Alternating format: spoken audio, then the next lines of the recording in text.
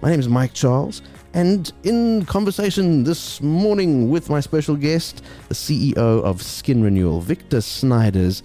Victor, welcome back. How are you doing? No, thanks, Mike. We're officially 20 years and 4 days old. Holy moly. Any company that makes it past 3 years deserves a medal, I think, because the stats aren't great on business survival rate. So to make it half a decade, 1 decade, decade and a half, 2 decades in the game, and still innovating, still evolving, and still going strong. You have to.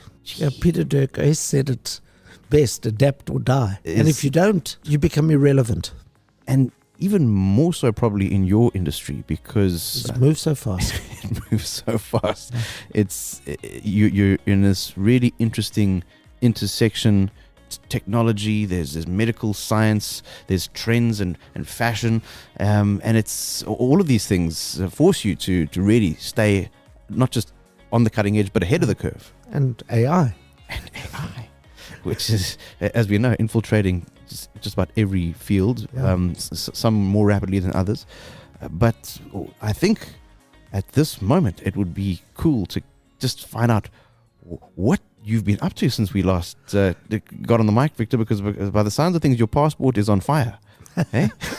Yeah, look, it won't be a record-setting year in terms of travel, but it has been pretty hectic. So since I last saw you, we spent time in the UK, we spent time in Greece, I was in Australia for a while, and then another congress in Bangkok to really try and see what sort of trends were happening there, connect with the supply chains, see what products are being innovated, what new technology is out there, and to stay abreast. We're fairly limited in South Africa in terms of what is available here, because we have relatively few really competent distributors.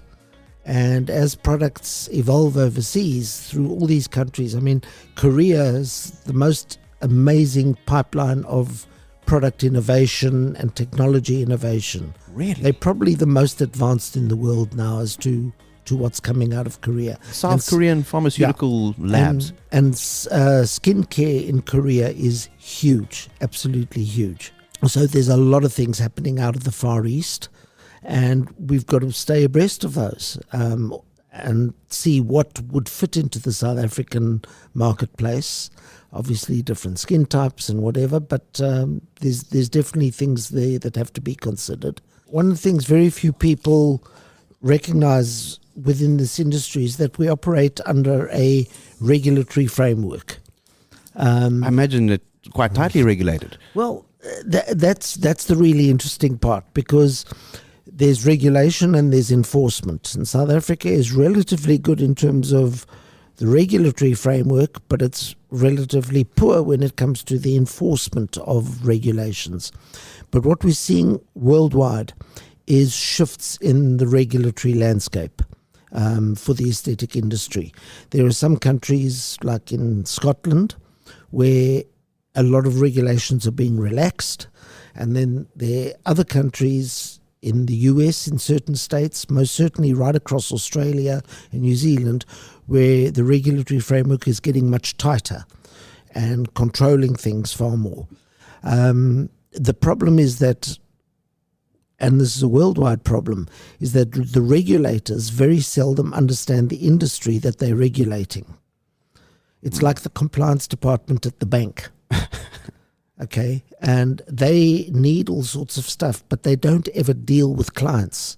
They only deal with ticking boxes.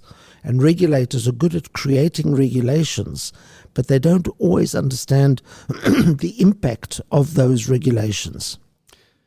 So something which on prima facie evidence looks to be a good regulation, in practice may turn out to be an unenforceable regulation, or something very difficult to monitor, or maybe very disruptive.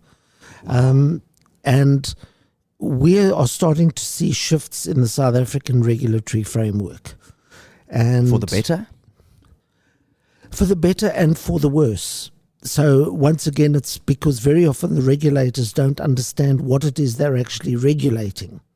And they take regulations from one industry and copy and paste them into another industry without a full understanding of what the impact would be. And we need to stay ahead of those trends as they're happening worldwide and seeing how the industry is responding to those trends, so that in the South African space we are able to hopefully influence regulatory changes or have them thrust upon us, but know how to respond to it because it's already happened elsewhere in the world. Sure. So that's a whole game on its own, just keeping on top of that. Absolutely. But while you've been bobbing and weaving and trying to stay one step ahead of that ever-shifting landscape, you've also been innovating, in a sense, when it comes to product development. Once again, this is really something that started as a result of the regulations that exist. So within South Africa, you are allowed to produce certain products locally, which have certain ingredients and certain concentrations of active ingredients within a product. But you cannot import that product because it will be against regulations that are controlled through customs and excise and port health and SAPRA and places like that. So there are products that we carry great commercial product lines, but within those lines there are gaps. And it's primarily because South Africa is different. We have an incredibly diverse population, particularly in terms of skin types, from very light to very dark, and African skin conditions, and environmental conditions, which are different. Unique to, say, what you'll find in Europe. Yeah. So we have a similar climate to Australia, but Australia has very few dark-skinned people in its population, whereas we have a huge amount of... So our closest country in terms of demographics and whatever would probably be Brazil. Okay, so there's a lot of information sharing and lessons to be learned. They're at a similar latitude. They have a similar intensity of sun. There are genetic differences, but it's fairly close. So being able to deal, and worldwide companies, to develop products that are specific to the South African space, that is not cost effective. No, not for them. Within the aesthetic industry, South Africa makes up about 0.5%. Okay, so it's not even a drop in the ocean. That's 0.5%. So even if the South African business doubled, it would still only be 1% of the worldwide business. So the juice wouldn't be worth the squeeze for big You've got it. companies. But for you, operating in this space and understanding it better than anyone else, you're the best place to understand what the gaps are and then to try and fill them. Yeah. But that is not our primary business. And we are certainly not going to start creating manufacturing laboratories and all of those things. So we have to find partners that we work with, where we will look at the formulations, which then have to go through an extensive testing process. In terms of the safety, the effectiveness of the product, whether it actually will do what it says on the box and what it says in the marketing brochure, and to not do it on a basis which would be competitive with commercially available brands that are already existing in the market. So that we actually need to identify particular gaps, either by way of what the product does, what it is used for, or a specific price point to make it more effective. And then there are not only the majority of the products that we've actually developed are not even products that we sell, but they are products that we use in the professional treatment side in clinic. All right. There are also certain ones where we are able to sell those but there are different requirements because it has to have a shelf life. We don't want to use preservatives. So we don't want to introduce foreign things into a product. We need to be environmentally friendly. We need to make sure that the packaging is biodegradable. So all of these things come into it. It's exhausting. And when you're manufacturing in limited quantities, then your cost of production is significantly higher than if you mass producing. Yeah. So it's going to be the economies of scale force it to be a sort of premium product, just because that's the way it works. Yeah. So, the Skin Renewal products that we have developed are not necessarily those that are going to compete directly with the brands that we carry, but rather to complement and to fill certain gaps that exist within their own product lines, which will probably not be produced by them either because of the regulatory framework or because it's not cost effective for them to produce a product which is only going to be used in South Africa, Southern Africa. They're focusing on China, Europe, the USA, the Middle East. Those are their big markets. Amazing. So now that you've gone through this incredibly lengthy, complex and methodical process, how many products more or less have you cooked up for the sort of on-the-shelf consumer facing side of things? There's probably about 8 products that are on the shelf that are retail products that are there for people to take for home care, and the majority of those have been designed to actually complement very specific treatments that those patients will have undergone within our clinics. Okay, so for sort of home care while you're going through Correct. a raft of while you're on a journey, so we say, a treatment journey, that's awesome. And this is your own in-house Skin Renewal brand product. I as you know, I often speak with analogies. And a very interesting, I hadn't noticed. an interesting analogy is that of spray painting a car. Uh-huh. And if you watch, I love watching those videos of where they take old cars and then totally renovate them and turn them around. Yeah. But they will do the car's going to be green, but they start off with a base coat of black, and then they do another color, and then they spray on 2, 3, 4 coats, and each one gets sanded down and gets rubbed, and then there's a pearl coat that goes above it and another, and eventually what you've got on that car is there are like layers, up to 7, 8, 10 layers to achieve a certain effect. Now, working with the skin is a very similar thing, because a single application does not achieve what 10 applications do, but you've got to do them all in the right order to get them. So the one builds on the other, which builds on the other, and then you get an overall effect. So being able to take someone through a skin journey to take their skin from A to B can involve a number of steps and quite an amount of time, which involves home care. So you have to have very specific products for very specific skin conditions to be able to achieve those. Amazing.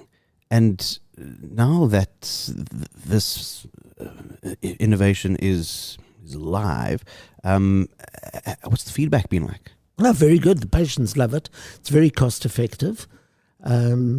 Because one of the things when you are doing it like that is you are not paying for a lot of the R&D that goes into the commercial things. You're not going into their marketing budgets.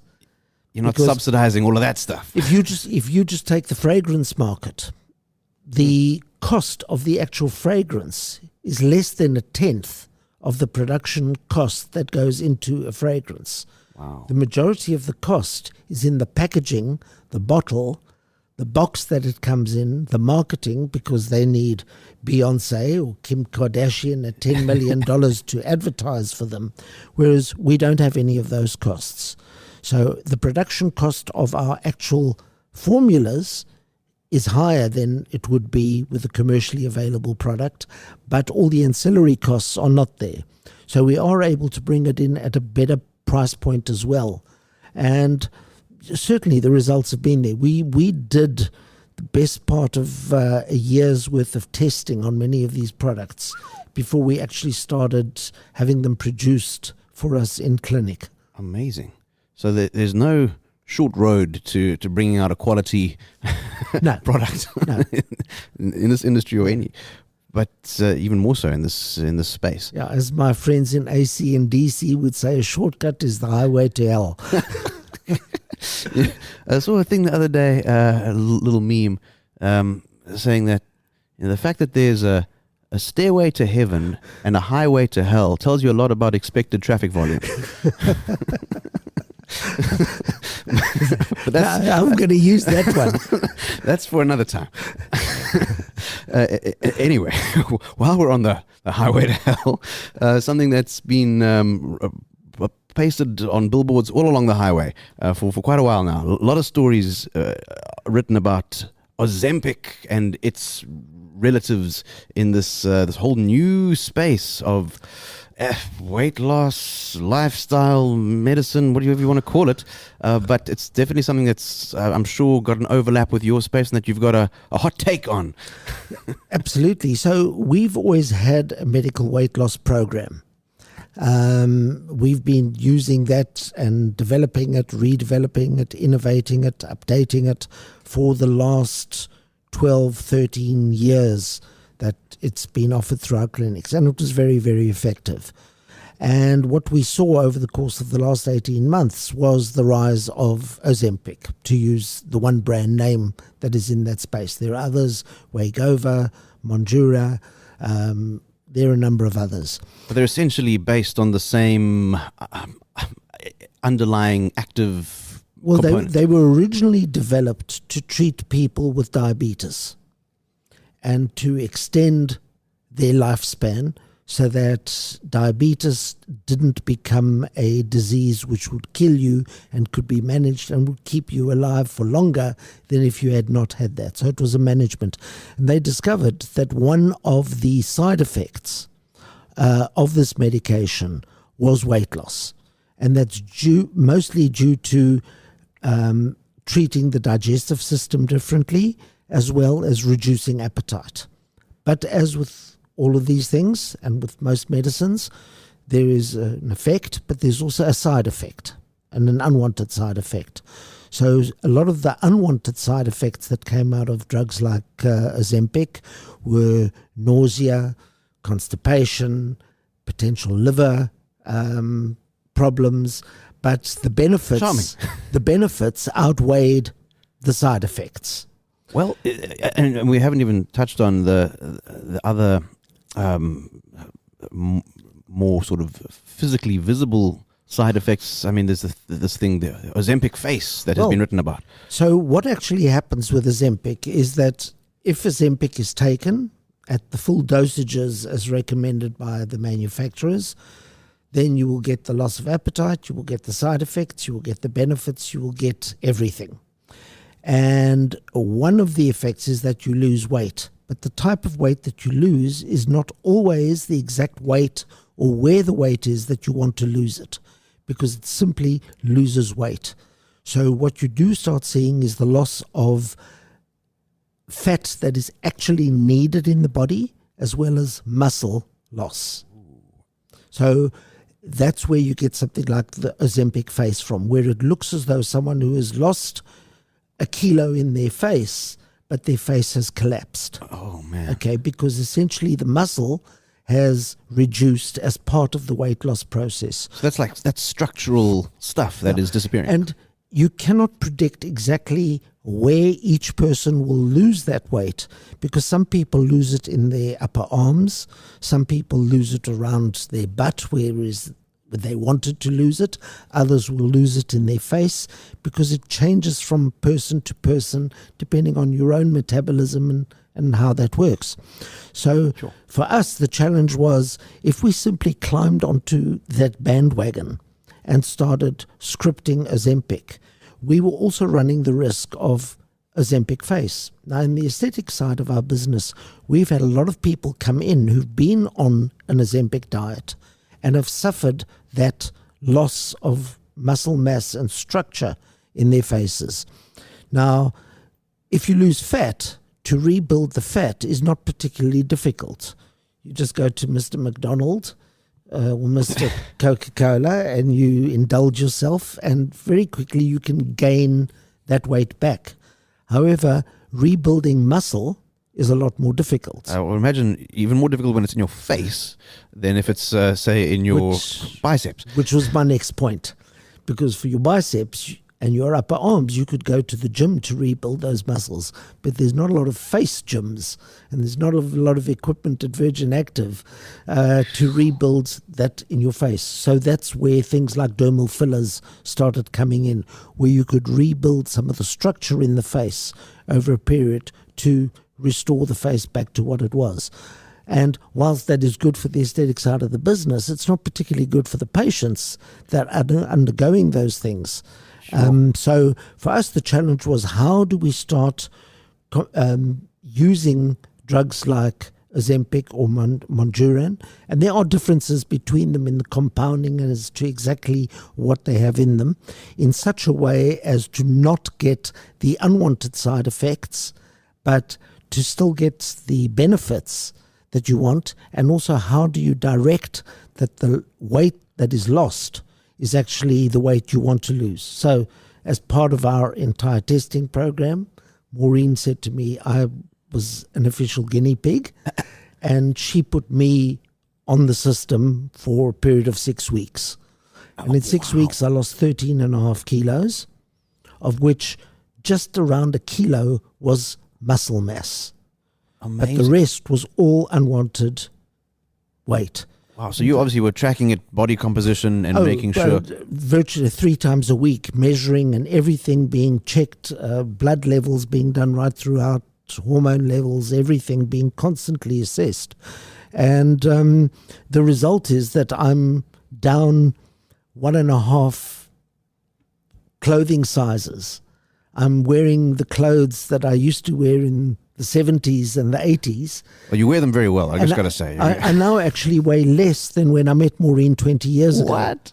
And so I've been off now for a month while I was doing all the traveling, and now I'm going back on for a couple of weeks. I want to lose another 4 or 5 kilos and get it to exactly where it is. But you're doing it in a medically managed fashion, and you're doing it by the book and keeping very close tabs on your own medical stats, which is, I suppose, that's the way to do it. Yeah. And then what we also did is we put it open to all of our staff, and we had 20 staff members who wanted to go on it to lose weight. They all went through our medical process and met with our doctors and whatever, and each one of them was given a target of where we wanted them to be able to reach, and they did 4 weeks, for which they paid at cost. If they achieved their target, we refunded them the money. Huh. So how did they do? 17 out of 20 got refunded. Wow. And 3 went off the reservation and didn't achieve their targets. So once again, we knew that as long as people were sticking to the plan and doing it exactly the way it was supposed to be done, we would get good results. And we're now seeing patients. It's not something that we are overly driving. One has to be careful because there's once again a regulatory framework. We also have challenges, particularly in the South African space, because worldwide there have been shortages of these drugs. And when there are shortages of anything, the price goes up because it's what it is, supply and demand. It's supply and demand curves. So what started happening is a lot of, let's call it counterfeit drugs started being created, particularly out of the Far East and out of India, which were then starting to be distributed, sometimes legally and sometimes illegally. Wow. And the other thing is that a lot of these drugs started being compounded so that they were being produced locally. Now, the problem that you have with compounding is that compounding is actually designed to create a single dose of a drug for a patient. Not scale. It's not meant to operate on scale. And when you're operating on scale, your manufacturing requirements are very, very different, because you have to have quality control. You have to have testing to make sure that everything is being mixed and that every pill that comes out is exactly the same as every other pill, not that the way that it's mixed, more of it is in this pill than the next pill, and the 2 pills aren't absolutely equal. So there are far more stringent controls there. But a compounding pharmacist generally is not producing anything in bulk. They're producing to order. So they're making that particular dose on a formulation as requested by the doctor for that particular patient. But because of the fact that there's a high demand for this drug, they started producing that. Now in America, they've actually banned the compounding of that type of drug, the GLP-1s. Wow, because they saw this was becoming a problem. Because it was becoming a problem, and there were a lot of adverse events.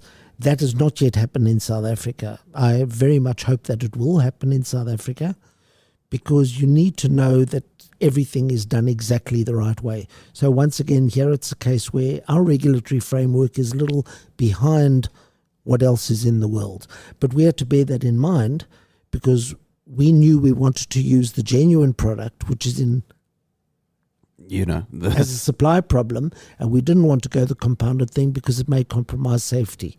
But I imagine that your discerning clientele appreciates that you are getting it from the source, from the medical grade. Well, the amazing thing is that, and we've watched it in South Africa, and the number of social media ads that are out there of people peddling, and I'm talking peddling, not selling, because it's almost like dealing drugs. Yeah.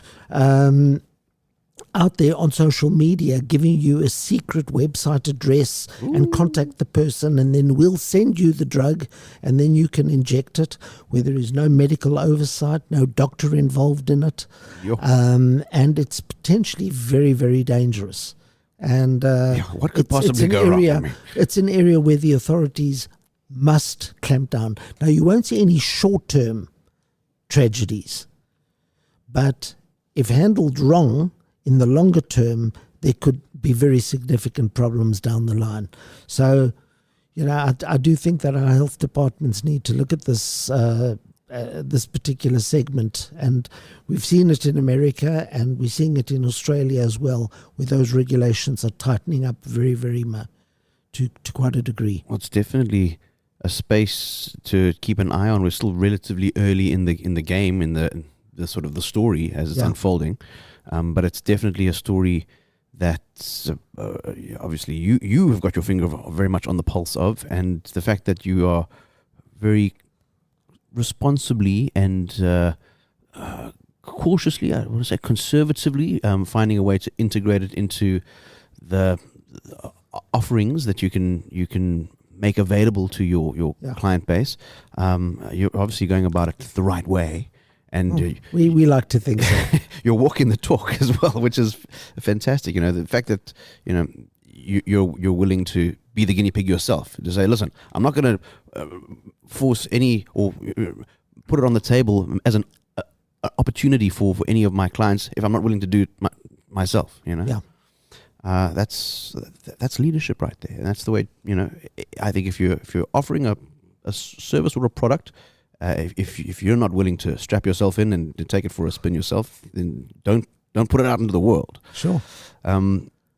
Looking at where you've been in the last couple of months and all of the information that you've been taking in, has there been any sort of new and interesting product, brand, company that's impressed you, a brand that's getting it right, or a product that you think, wow, that's really something to marvel at?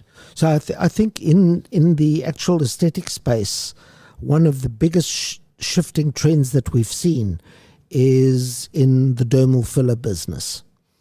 And dermal fillers historically and for the last 15, 20 years essentially had a base ingredient of hyaluronic acid, which is naturally found substance in the body, which is naturally absorbed, and dermal fillers were manufactured as an HA, hyaluronic acid product. And they were made to different viscosities and whatever to get different kinds of effects. But what we started seeing about 2 years ago was the introduction of, we call them the hybrid fillers. So those are things like the biorevitalizers and products which contain more than just hyaluronic acid. So there's calcium apatite, polylactic acid, all sorts of other things, which function differently in the body to hyaluronic acid. Okay. And what we've seen on a worldwide level is because the hybrid fillers are the new kid on the block and the new flavor of the month, we've seen a shift away from hyaluronic acid, the HA fillers, to the hybrid fillers. But the hybrid fillers do something different. What is that? Well, they are biorevitalizers. So they are revitalizing the skin itself, but not necessarily getting the effects of the Purely HA. purely HA fillers. The other thing is that we still do not know what the long-term effects of those are. So, for instance, when someone has a filler, they will have an effect that they are able to see in a mirror in terms of an area. Now, the word filler is actually a misnomer because it is more a remodeler, because it can add volume. It's not just simply to fill a wrinkle, but you will see a visible effect Okay. after a filler, which will last for a certain period. And then does the body start to sort of break it down naturally? Absolutely. Now, the original thought was that HA degrades over a period of 6 to 12 months, after which it is fully absorbed. What we are now finding is that it is not the case. And we are actually finding HA in people 10 to 15 years later. Really? Admittedly in very, very small quantities. Okay. Where 95% has broken down and been absorbed. But those remnants are still staying. Oh, right. But because they're HA and they are natural elements within the body as well, there is very little reaction by the body because it's not being invaded by a foreign substance. So where you might have an inflammatory response, say, that's exactly that. mitigated. Yes. Okay. However, with the hybrid fillers, they are having ingredients which are foreign to the body and will have a different effect and do not necessarily biodegrade at the same rate as the filler component, because they also have HA in them, but they are not pure HA. So you might have the HA sort of degrading while the other elements of the hybrid mix sort of staying. Correct. So what you're seeing is people are using the hybrid filler and expecting a similar result to what they were getting with a traditional HA dermal filler. But then after 3 weeks or a month, a lot of the effect of what was visible, although the skin quality is improving and the collagen is being built up and the skin is healthier, the effect in terms of plumpness or lifting has dissipated, and then people want to have another filler to get that effect again. And then they're doing the treatments over and over in a relatively short course of time. Sure. And we do not know what the long-term effects of that are going to be. So the consumer actually needs to be educated that there's no doubt that the hybrid fillers have their place. They're very innovative. They're a great product, but used in moderation and not used as a replacement for dermal fillers, because they're there to meet a different need and they have a different function. So they should rather be seen as a complementary treatment rather than an alternative. And we've seen this happening literally all over the world. The sales of HA fillers have dropped and the sales of hybrid fillers has risen, and the proportion between those two at the moment is not making sense. Wow. It shouldn't be quite the extent that it is. And that's because it's not the new kid on the block. Everyone wants the latest iPhone. I mean, that's just human No one nature. goes out and buys an iPhone 6. Still a good phone, if you can find one on. Well, mine just died after 13 years. But you're a power user, you see. But that element of patient education, which clearly is lacking in so many markets, and people are being just sold on all the new shiny benefits and not being taken through the the comparative analysis, and like you've just done with me right here, made me understand. Okay, there's a trade-off. There are benefits. There's also associated potential other factors that need to be weighed up. And is this the right product for what you're looking for right now? Maybe not. Well, you see, the way news is disseminated in the world now is essentially social media. And what's in social media is not necessarily true. It is simply an opinion. Well, if you see it on Facebook, it must be true. But it's dangerous because we are not testing any of that news. We are simply consuming it. And if we just accept it without question, which is one of the reasons that we do so much traveling, because what we go and do is talk to manufacturers around the world, we talk to distributors around the world, and we talk to clinics around the world. So we actually are starting to get over a very wide range of countries and cultural groups what is actually happening out there. And we are then able to take away the sensationalism that exists in social media and get to the crux of what is actually happening out there, and to understand it better and to make our decisions based on fact rather than on anecdotal stuff that happens in social media. Sure. Well, that is, I suppose, in this age of this post-truth world we're living in, where seeing isn't always believing, especially if you're seeing it on a screen. Well, it's interesting when the one thing you should probably believe the least at, and when the network is actually called truth, then you know that you have a potential problem. Wow. But that's why I enjoy connecting with you, because you're a well-traveled guy with a questioning mind, and you think deeply on all of these matters that we've been discussing, and I find you to be a reliable beacon of truth when it comes to trying to figure out where things are heading. We don't necessarily do this because we want to. We do this quite literally because we have to. Yeah. Because if the most important thing in our business is results and safety of patients, then we have to spend a lot of time on making sure that those things are taken care of. And not just make decisions based on things that don't have proof behind them. Yeah. And so from your recent round of travels, was there any takeaway? And it might be related to the business, or it might be something just in terms of where you're noticing the world heading. Is there anything that really excites you or gives you hope at the moment? I think one of the most encouraging things that we're definitely seeing at a worldwide level is that more and more of the skin industry is looking at the underlying causes behind skin health. And whereas previously, and once again I use my analogy, a lot of what aesthetics used to do was akin to panel beating. We've had the spray paint analogy earlier, now we've gone to the panel beater. Yeah. And if you knock out the dents and you retouch up the paintwork and you put some gloss on it, it will all look okay.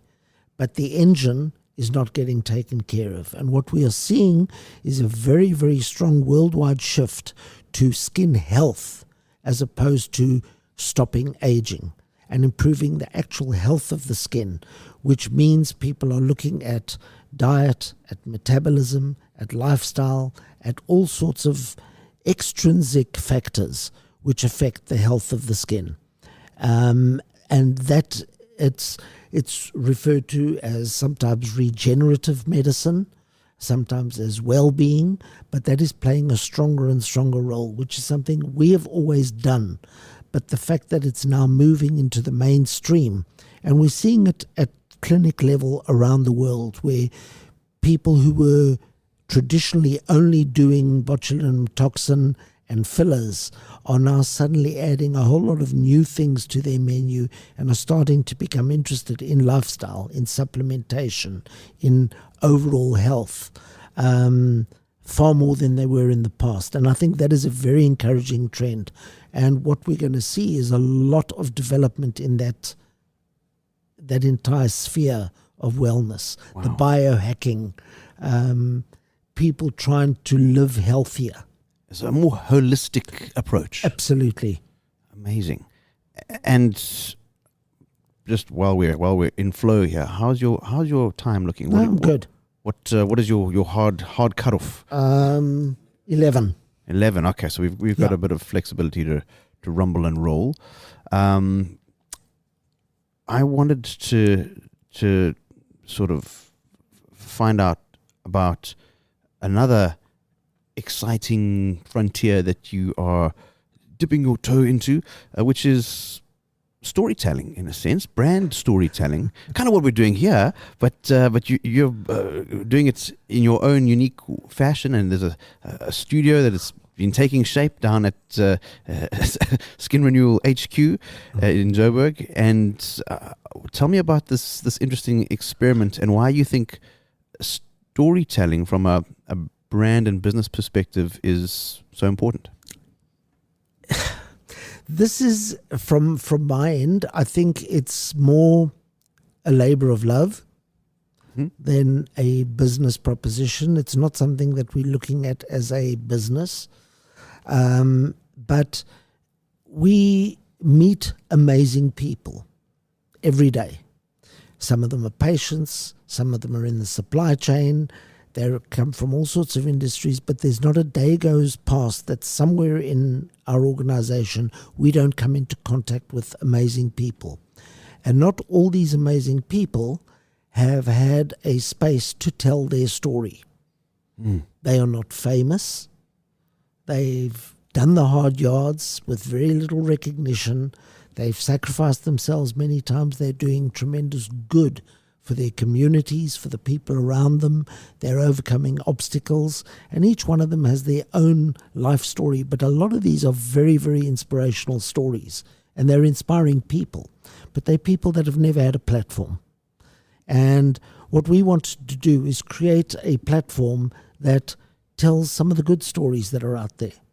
Our news cycle is so dominated by negativity and by crisis and by war and by corruption. And, you know, if it's not dead and it's not dramatic, it doesn't sell clicks. Yeah. We're not in the business of trying to sell clicks. We want to put out a lot more good energy there. And there are so many things around us that are inspiring, but we don't get to see them because that's not working for the media. So we're going anti-media and we're just creating that platform. And it doesn't matter if that interview or that chat with that person or their story is only seen by 50 people or 100 people. But that's 100 people more that saw it than before. And creating that, it's a way of putting something back to deserving causes and hopefully spreading a bit of cheer and goodwill around as well. And that's really the concept behind it. I think it's so cool. And this label or this title of the Renewal Diaries, that's got an interesting ring to it as well. Their name must have appeared in one of our diaries somewhere. So if they were in a diary, either as a patient or an appointment or someone we had to see through the business, because the connecting point is that all of these people were met at our business, but it's not about our business. That was simply the catalyst that has enabled us to get to know someone, and then it becomes their story. So it's the stuff that comes out of the Renewal Diaries. Wow. And when you are thinking about an exercise like this and you sort of try and model or benchmark against some people that are really doing it very well, do you have any kind of personal heroes in the interviewing, podcasting, storytelling space? You know, I chop and change when it comes to that. And I do a lot of podcasting. I listen to a lot of podcasting. And the danger that I'm seeing out there with podcasting is the sheer commercialization that potentially can take place. So, number one, we never want to sponsor. We never want to be dictated to as to what it is that we're going to say or why it is that we're going to say it. There will never be an agenda that is different to what actually happens in the cast. And a lot of the big podcasters started off doing really amazing work and amazing interviews.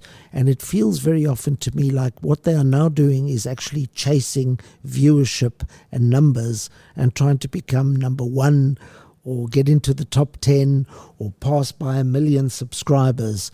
And that has become their objective. And they've lost sight of what their original intent was when they started that podcast.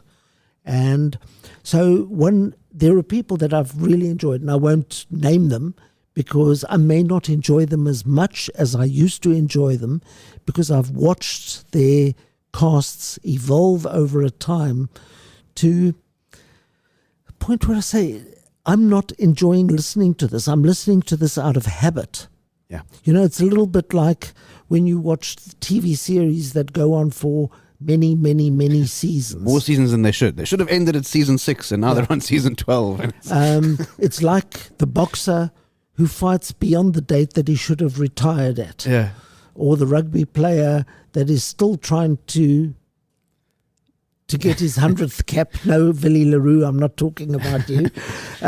But should actually have retired. And things go on longer than they should have without being reinvented and staying relevant. Yeah. And you can see it very often with TV series where they are battling to create, when you go into the soapies, Oh, yeah. I mean, eventually every single person on that cast has slept with every other person on that cast. Some have died and come back. Everyone has died and come back. Everyone has been divorced. And they've eventually exhausted every possibility of what could happen. And they've run out of ideas. Sure.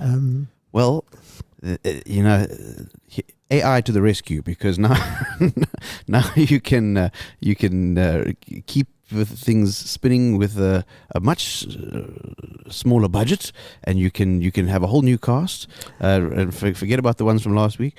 I think it's going to be interesting to see how it makes its mark in this podcasting space. It's interesting that you mention AI, because AI plays a significant role in our business. So this is something that possibly a casual listener might not know about your business, but you know, you could say in many respects that you are an information technology business to tick some of those boxes. Yes and no. So yes, from the point that we use AI extensively, but no, from the point that it is very, very seldom that AI interfaces with the patient or the actual experience of dealing with us. So explain how it integrates and how it supports your operation. You are always seen by a human. You're always spoken to by a human. Every telephone is answered by a human. There's nothing that is automated.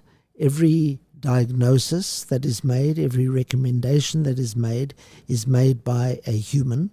The human may have used AI in assisting them in coming to a specific conclusion, but we use AI as a tool.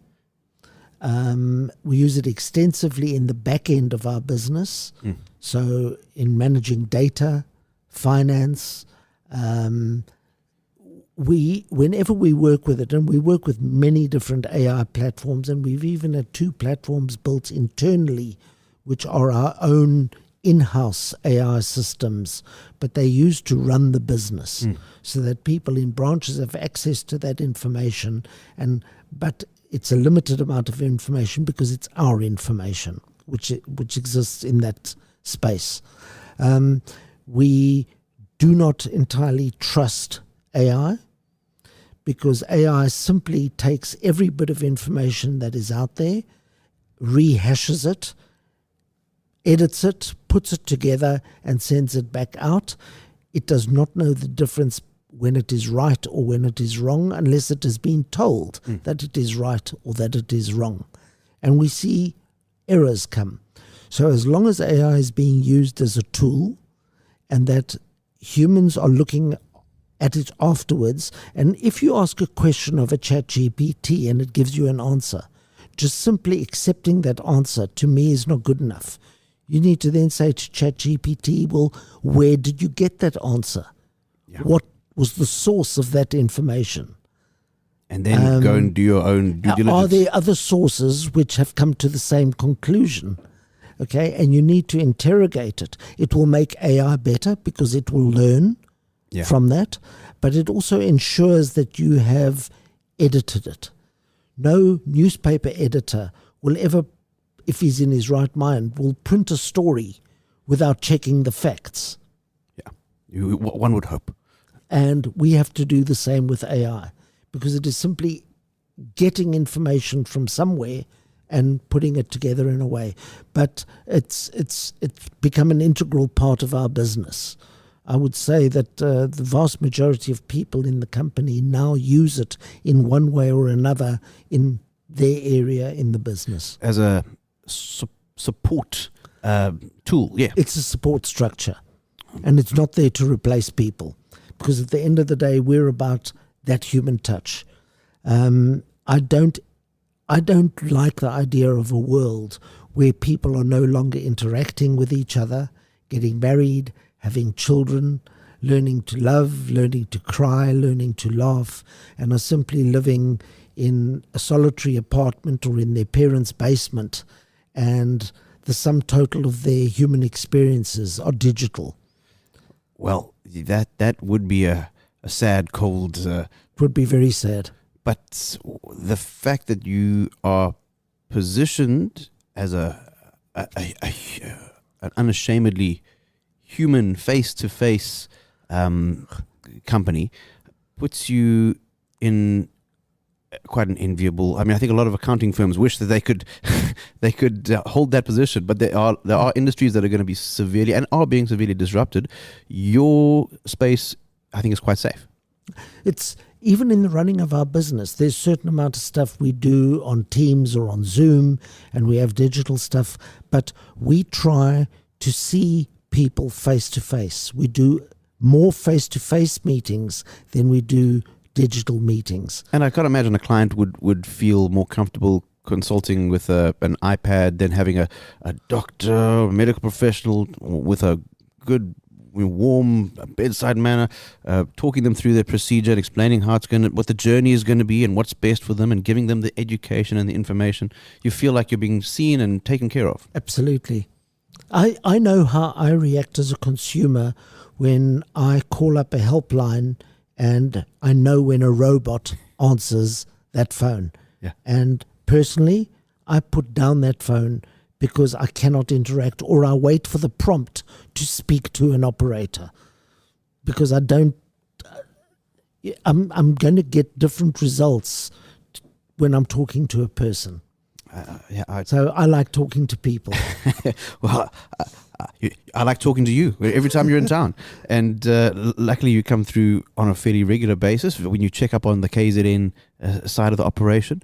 Your perspective at the moment, if you had to sort of gauge the temperature of the South African market, the business, are there any interesting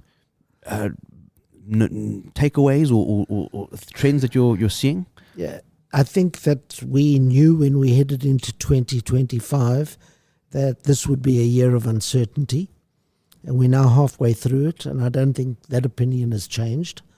And I think that level of uncertainty is probably going to carry on for more than this year, and will move well into next year.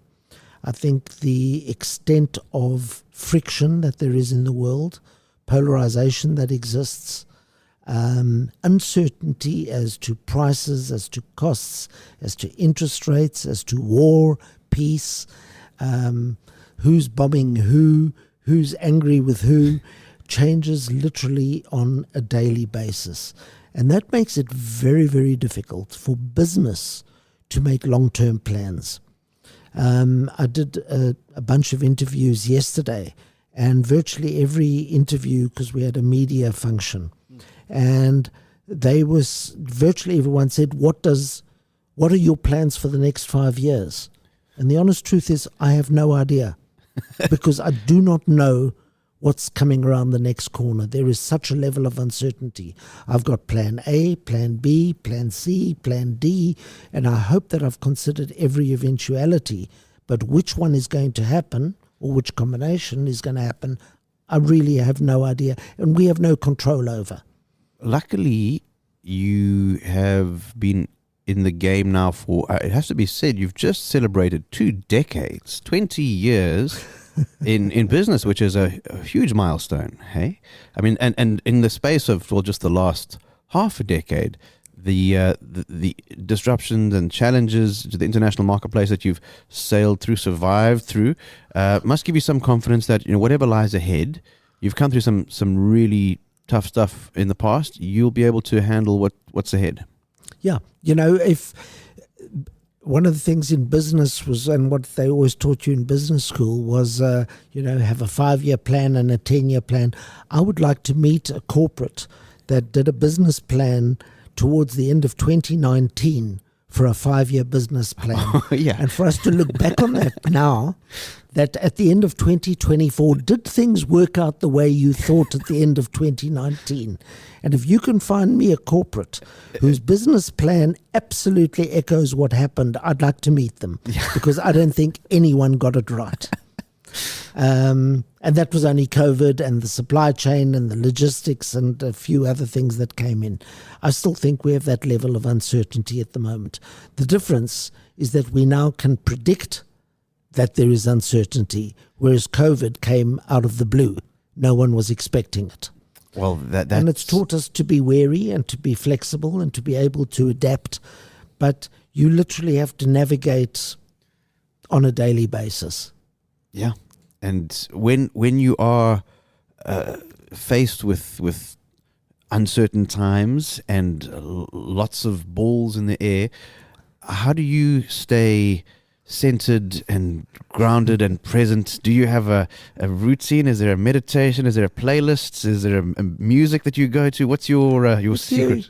You've got to have certain things that are able to disconnect you, because we're surrounded by information that is coming in all the time, and we have to find ways of having an off switch and being able to let the mind clear and make sense of all the insanity that is out there.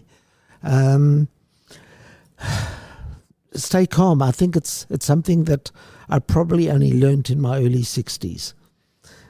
You don't look like you're a day over 45, man. This too will pass. Stay calm. Just think things through. One of the, I always choose books, and Morna and I were talking about it earlier today. Daniel Kahneman's book, Thinking Fast and Thinking Slow, is a really, really good book to function with, because the concept of it is, most of our actions operate under the thinking fast rule. So how we drive a car, you will not think, I must press in the clutch and then I must change the gear and I take my foot off the accelerator while I'm doing that. This stuff happens automatically. And our impulse control is very much a thinking fast thing. When we act on impulse, now the more we live in this world of immediacy and things must happen now and we don't want to wait, so we tend to do more and more thinking fast and acting in the moment without thinking slow and considering our actions, and learning to not react as much and to think a little harder before we react, for me has been one of my biggest challenges. But the more I practice, the better I get at it, and I'm still nowhere near where I would like to be. But yeah, you need to. Previously, there are so many things in life where I used to call it the law of unforeseen consequence. Oh, yeah. Where we make a decision and then, oh dear, I didn't realize that this outcome could happen as a result of another decision that I made. If you watch that movie, The Butterfly Effect, that really covered that very, very nicely. So being able to understand consequences. Everything is interconnected in one way or another. We're all connected to each other. And to understand those connections and understand the repercussions and how any decision affects people and what those consequences would be before you act. Man. Well, it's that thinking slow, thinking fast, and Yeah, it's a great book. When appropriately thinking slow. He actually got the Nobel Prize for it. Well, if it's not on your nightstand yet, put that on your reading list. Victor gives it 2 thumbs up. He'd give it more, but he's only got 2.